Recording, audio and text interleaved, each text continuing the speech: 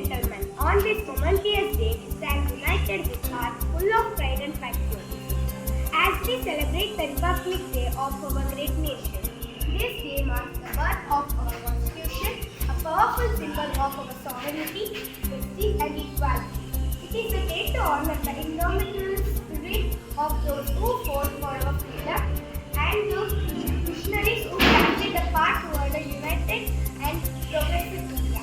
As we come together to commemorate this historic occasion, let us reform our dedication to the ideals of liberty, democracy and brotherhood that bind us as one. Let us briefly get into the making of the Constitution. Demand for a Constituent Assembly. It was in 1934 that the idea of Constituent Assembly for India was put forward for the first time by M.N. Roy, a pioneer of the Communist Assembly movement in India. In 1935, the Indian National Congress officially demanded a Constitution Assembly to frame the Constitution of India. In 1938, Jawaharlal Nehru, on behalf of INC, declared that the Constitution of India must be free without outside interference by the Constituent Assembly, elected on the basis of adult franchise. The demand was finally accepted in principle by the British government in what is known as August Offer in 1940. In 1942, Sir Stafford Cripps, a member of cabinet, came to India with a draft proposal of British government on the framing of independent constitution to India. The Cripps proposal was rejected by the Muslim League, which wanted India to be divided into two autonomous states with two separate constituent assemblies. Finally, the cabinet mission was sent to India. While it rejected the two constituent assembly, it put forth a scheme for the constituent assembly, which are more or less satisfied the Muslim League. Constituent Assembly was constituted in November 1947 under the scheme formulated by the Cabinet Mission Plan. The features of the scheme were: firstly, the total strength of the Constituent Assembly was to be 389. Of this, 296 seats were to be allotted to British India and 93 seats to the princely state. Out of 296 seats allotted to British India, 292 members were to be drawn from the 11 governors province and 4 from the 4 chief commissioner provinces, 1 from each. Secondly, each province and princely state were to be allotted seats in proportion to their respective population. Roughly, one seat was to be allotted for every million population. Thirdly, seats allocated to British province were to be divided among the 3 principal communities, Muslim, Sikh and gender in proportion to their population. Fourthly, the representation of each community was to be allotted by the members of that community in the provincial legislative assembly. Voting was to be by the method of proportional voting. The representatives of provincial state were to be nominated by the head of provincial state. It is thus clear that the Constituent Assembly was to be a party-elected and party-nominated body. Moreover, the members were to be indirectly elected by the members of provincial assemblies, who themselves were elected on a limited franchise. The elections to the Constituent Assembly for 296 seats allotted to the British Indian provinces were held in July-August 1946. The National Congress won 208 seats, the Muslim League 73 seats, and the small group and independents got the remaining 15 seats. However, the 93 seats allotted to the princely states were not filled as they decided to stay away from the Constituent Assembly. Although the Constituent Assembly was not indirectly elected by the people on the basis of adult franchise.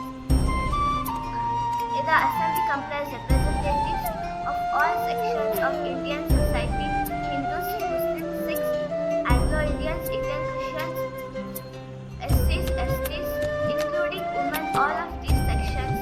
The assembly included all important personalities of India at that time, with the exception of Mahatma Gandhi. The Constituent Assembly held its meeting on November 11,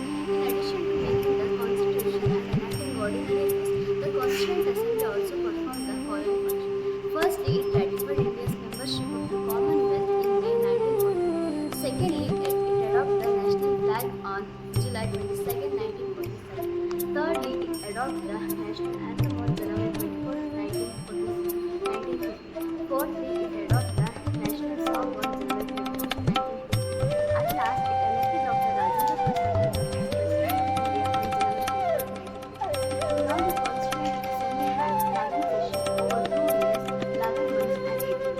The Constitution makers had gone through the constitutions of about 60 languages and the draft constitution was considered for 140 days. Total expenditure incurred to making the constitution amounted to 64 lakh. On January 24, 1930, the Constituent Assembly held its final session. February did not end and continued as the provisional parliament of India from January 26 till the formation of new parliament after the presidential election. The Constituent Assembly appointed a number of committees to deal with different tasks of constitution making. Out of the 8 were major committees, and the other were major committees are names of their committees, and their chairmen are given. Major Committee. Union Power of the Committee, Jawaharlal Nehru. Union Constitution of the Committee, Jawaharlal Nehru. Provincial Constitution Committee, Sardar Vallabhbhai Patel. Drafting Committee, Dr. B.R. Ambedkar. Advisory Committee and Fundamental Rights, Minority and Tribals and Executive Areas, Sardar Vallabhbhai Patel. This committee following 5 subcommittees. Total 13 minor committees.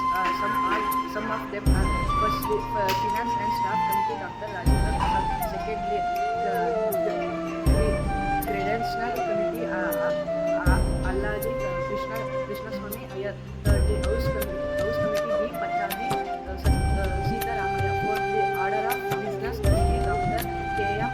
Munshi. Fifthly, Ad hoc Committee on the National Flag, Dr. Rajendra Prasad. All the committees of constituency set up on 29 Article 1946. It was this committee that was invested with the task of preparing a draft of the constitution. It consisted 7 members. They were Dr. B. Ambedkar, Chairman, and Gopalaswamy Iyer, Allaji Krishna Swami Iyer, Dr. G. Munshi, Sayyid Muhammad Sajullah, Madhava Raj, E. Nature, who designed it to his head, T.T. Krishnamacharya, E. D. Hirananda, T.P. Kaitan, who said in legislature.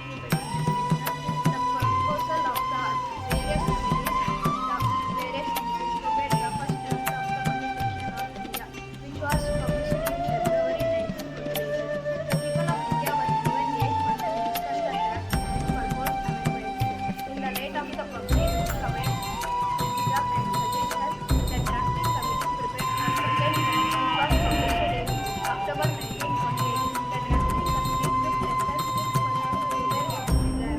In all, it sat only for 1 month of Constitution. Dr. B.R. Ambedkar introduced the final draft of the Constitution in the Assembly on November 4, 1948. First read. The Assembly had a general discussion on it for 5 days till November 9, 1948. Second reading started on November 15, 1948 and ended on October 17, 1948. During this stage, as many as 7,653 amendments were proposed and 2,473 were actually discussed in the Assembly. Third reading of the draft started on the November 14, 1949. Dr. B.R. Ambedkar moved the motion of the Constitution and selected by the Assembly be passed. The motion of draft Constitution was declared as passed on November 26, 1946 and received the signature of the members and president. Out of total 299 members, only was declared and passed on November 26, 1996 and received the signature of the members and the president. Out of the total 299 members of the assembly, only 284 were actually present on that day and signed the constitution. This is also the day mentioned in the preamble as the date on which the people of India in the Constituent Assembly adopted, enact and give to themselves this constitution. The constitution as adopted on November 26, 1946 1949 contains the preamble, 395 articles and 8 schedules. The preamble was enacted after the entire constitution was already enacted. Dr. B.R. Ambedkar, the then law minister, piloted the draft constitution in the assembly. He took very prominent part in the deliberations of the assembly. He was known for his logical, forceful and persuasive arguments on the floor of the assembly. He is recognized as the father of the Constitution of India, the brilliant writer, constitution expert, dispute leader of the scheduled caste and the chief architect, and the Constitution of India is also known as a modern one. Enforcement of the Constitution. Some provision of the Constitution pertaining to citizenship, election, provincial parliament, temporary and transitional provision, and short title contained in Article 5, 6, 7, 8, 9, 16, 324, 366, 367, 380, 388, 391, 392, and 393 came into force on November 26, 1949 itself. The remaining provisions, the major part of the Constitution, came into force on January 26, 1950. This day is referred to the Constitution as the date of its commencement and celebrated as the Republic Day. January 26 was specifically chosen as the date of commencement of the Constitution because of its historical importance. It was on this day in 1930 that Purna Swaraj Day was celebrated. Following the resolution of the Lahore session, December 1929 of the INC. With the commencement of the Constitution, the Indian Independence Act of 1947 and the Government Act of 1935 with all enacted pending or supplementary. The later act will reflect the abolition of pre-council jurisdiction Act 1949 was however continued. Some of the important facts of Constituent Assembly and Constitution of India. The state was adopted as the symbol of the Constituent Assembly, and Rao was appointed as the constitutional advisor, legal advisor to the Constituent Assembly.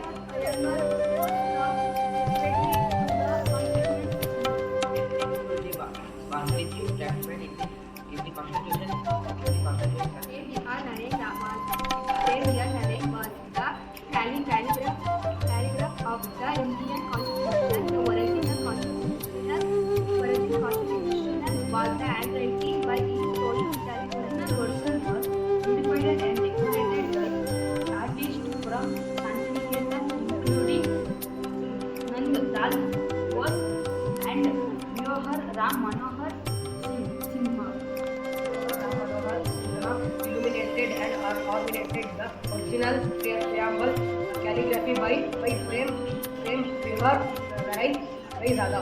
Of Hindi version of the original Constitution was done by Vasanta Krishna Vaidya and Lekti and